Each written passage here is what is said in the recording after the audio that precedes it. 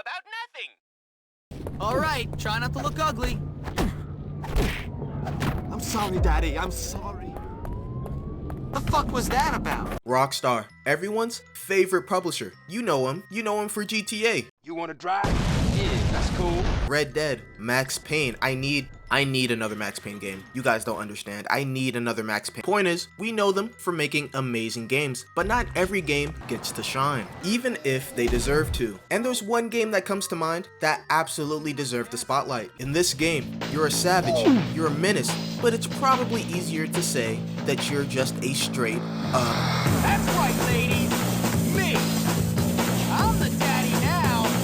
Bully was released on October 17th, 2006, back when Rockstar still gave a fuck about Midnight Club. They had a pretty interesting idea. Take GTA, put it in a high school setting, and make your main character a jit. If you were one of those kids that couldn't buy GTA because your parents didn't want you killing hookers, then this was a great alternative. But hey now, don't let that fool you. This game is rude, crude, and violent. I never really got the chance to appreciate this game for what it was, but I know someone who did.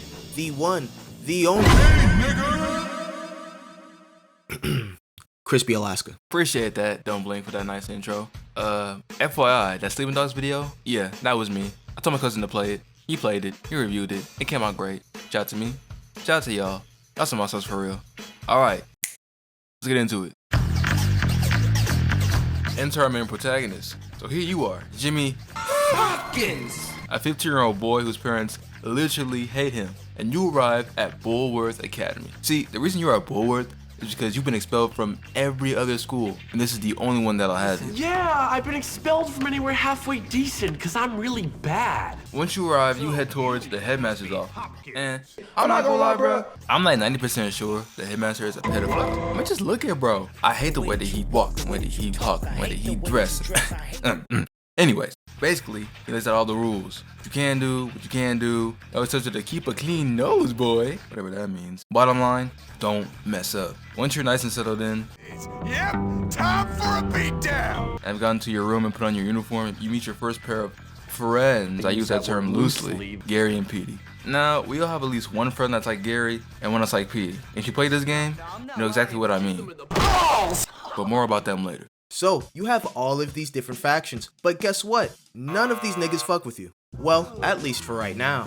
Not just the factions in the school either. The prefects hate you, the townspeople hate you, even the damn dogs. But in due time, you will not only be feared, but respected. And it all starts with getting familiar with the territory. Bulworth is more of a prison than an actual school. Literally, nobody goes here except future criminals, future asylum patients, and future scum of the earth lawyers. Smashing. So, to survive in this hellhole, you gotta know how to make friends and influence people. And by influence, I mean knocking some sense into them.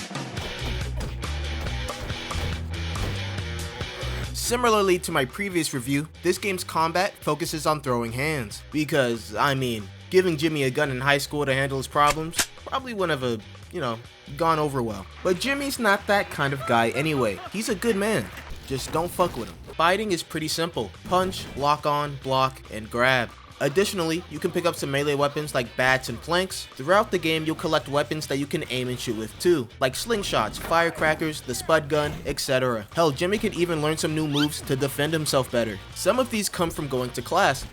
God damn, Jimmy. But alternatively, you can learn some new moves from a strange homeless man on campus that Jimmy is honestly way too comfortable with. All you have to do is bring him radio transistors to build a device for whatever schizophrenic reason he has. What's your problem? That's a long story. Weird? Yeah. Worth it? Absolutely. But you don't always have to put hands on people. There's a neat mechanic where if you're locked onto somebody, you can do a multitude of actions. Want to be friendly? Press the thumbs up button to say what's up to the homie or to get bullies off your back.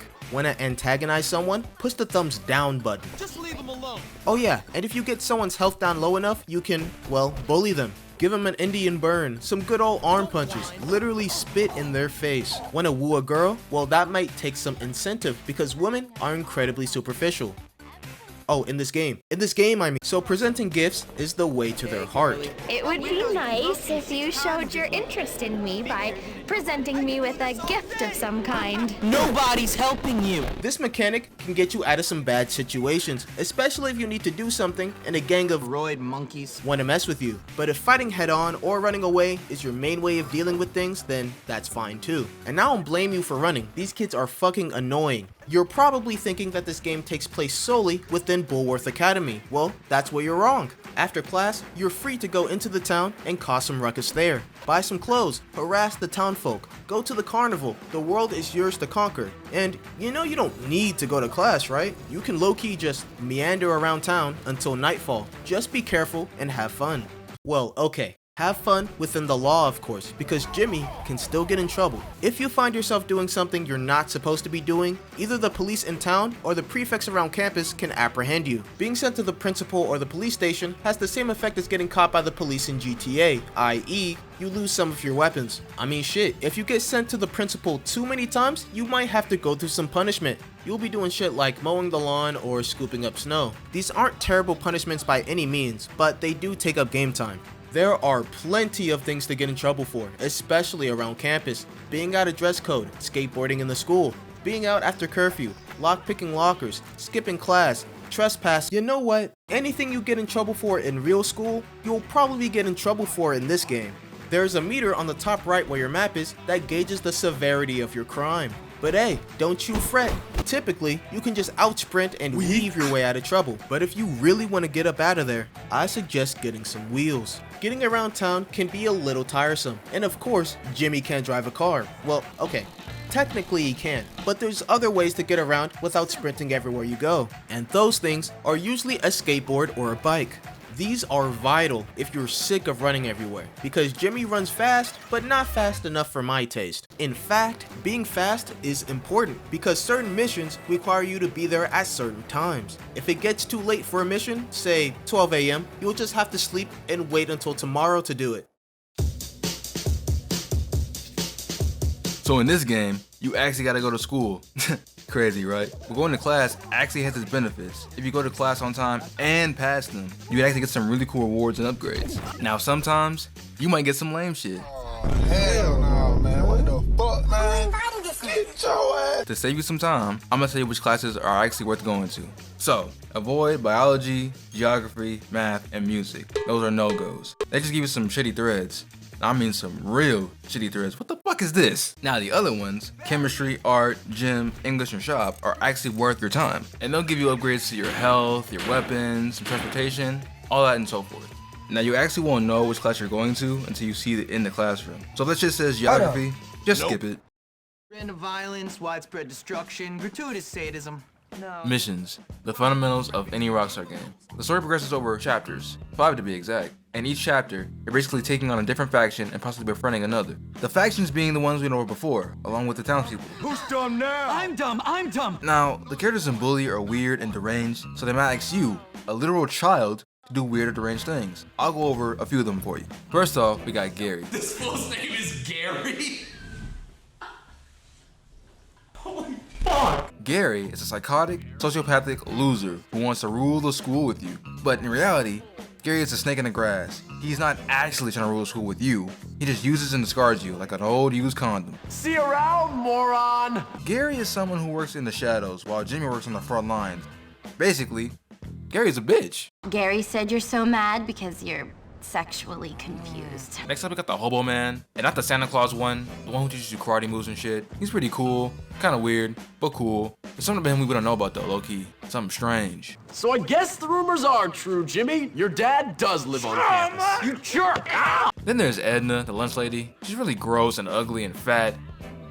I don't know, I don't really fuck with her like that. She's cool, but she's always teasing people's food and coughing and hacking up mucus and shit. Nice. Ah, shut up! It adds flavor to it! Nah, bruh.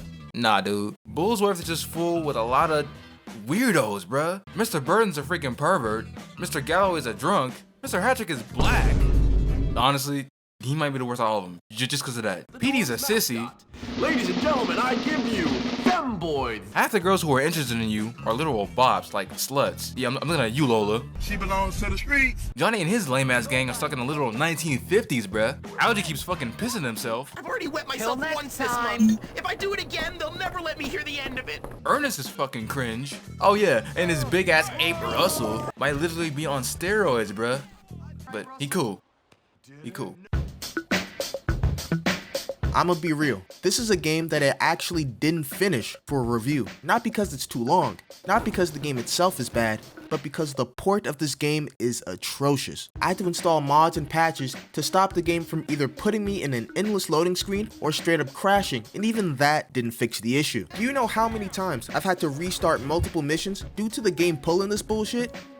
Too many times to finish the game. There's also weird moments where the game will just stop reading my controller's inputs after I enter a building or complete an objective. And then Jimmy will just start running into a wall or stare into space like a dumbass. For some reason, switching to mouse and keyboard fixed this issue. So, again, maybe I just need a new controller. People have begged Rockstar to fix this mess, but oh, guess what? They never addressed it, and I don't think they're ever going to. If you want to play this game and have it be somewhat stable and pretty looking, I recommend downloading these, but if the problem persists, I'd emulate it.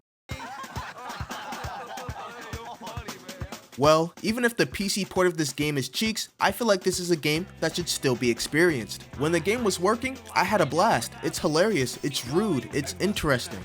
It's hilarious, I cannot stress that enough. And, well, it's fun. For some reason, this game gives me deep nostalgia, and I never even played it before this year. It just feels really comfy to play. Everything feels so alive and radiant, and I don't know, it feels like a lot of soul was put into it. Characters felt so distinct and lively, and and not to mention its soundtrack.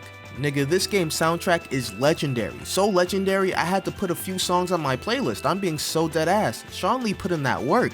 This game deserved so much better. So much better. But alas, one game is all they gave us to work with. And as much as I and many others would want a sequel, this one game was great. And maybe one game is all that we needed. Nah, fuck that. Where's the sequel, Rockstar? Hey, Rockstar, where's my fucking sequel? I want to thank my cousin, Don't Bling, for letting me be on his channel. Thank y'all. Subscribe to me. I make content. And those songs you hear at the end of the videos, that's my music. Yeah. Alright. Bully. See you. How do we know when it's over? I do.